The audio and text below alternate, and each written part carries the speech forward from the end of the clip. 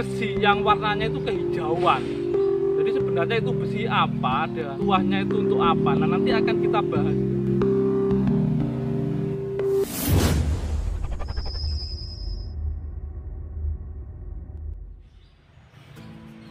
Rahayu, Rahayu, Rahayu. Ketemu lagi dengan saya Teddy Wahyono di channel tempat mengenal keris dan pusaka Nusantara lainnya dengan akal sehat dan hati terbuka. Nah, kali ini saya akan membahas sebuah bilah tombak yang memiliki materi cukup istimewa ya. Jadi kalau teman-teman di dunia perkerisan mungkin akan sering mendengar atau melihat ya. Jadi besi yang warnanya itu kehijauan. Jadi sebenarnya itu besi apa dan biasanya itu fungsinya atau doa harapan tuahnya itu untuk apa? Nah, nanti akan kita bahas ya. Nah, sebelum saya bahas, buat teman-teman yang belum subscribe, silahkan subscribe dulu biar tidak ketinggalan informasi dari channel ini. Nah, jadi kalau teman-teman lama di dalam dunia perkerisan atau mungkin masih belum terlalu lama, mungkin pernah dengar ya. Jadi ini besinya, besi keris ini atau tombak ini itu warnanya hijau atau kehijauan. Jadi maksudnya di warna hijau itu seperti apa?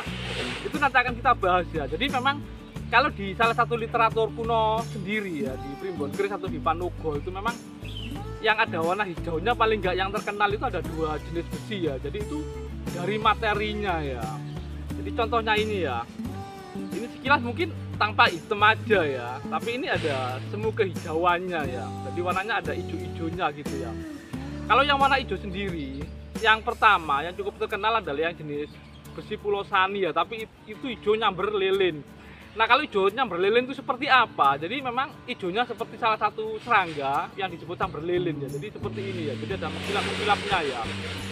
Nah, yang satu lagi yang cukup terkenal itu yang hijaunya itu lebih kayak dominan hitam. Ada yang bilang hitam semu hijau atau hitam semu kehijauan. Jadi seperti kayak ini ya.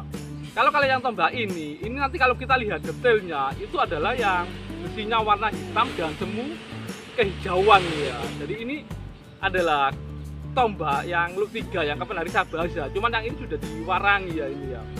Jadi nanti akan teman-teman lihat ada bagian materi besi yang warnanya kehijauan ya.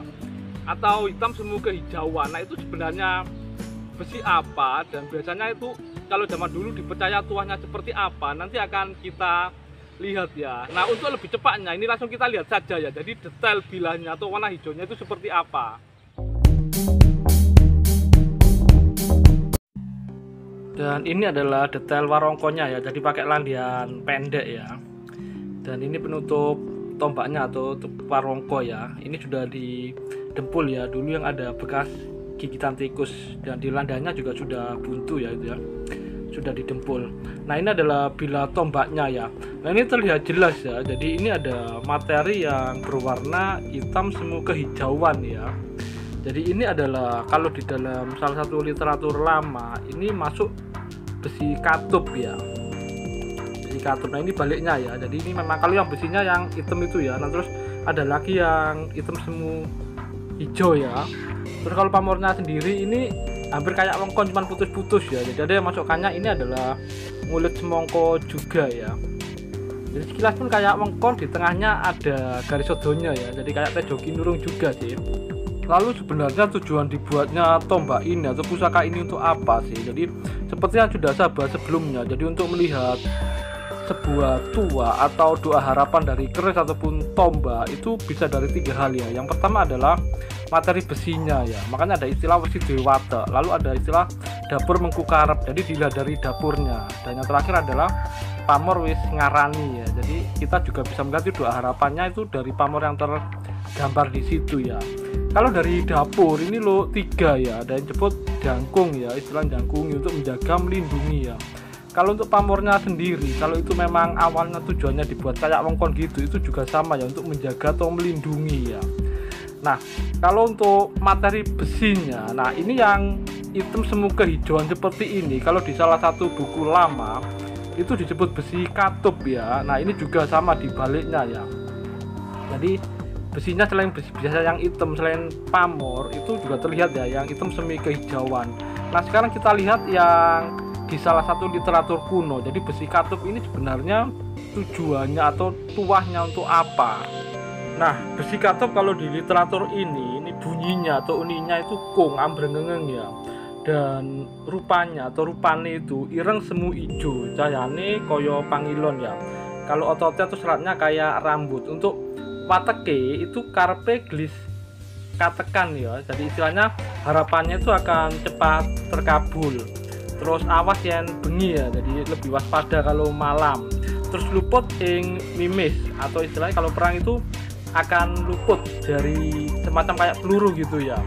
Dan kanggo dagangan gelisuke, berarti kalau berdagang cepet kaya ya.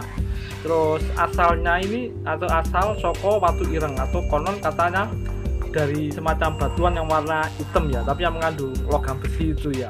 Nah itu tadi sekilas dari tuah dari besi yang disebut besi katup ya, atau besi katup ya.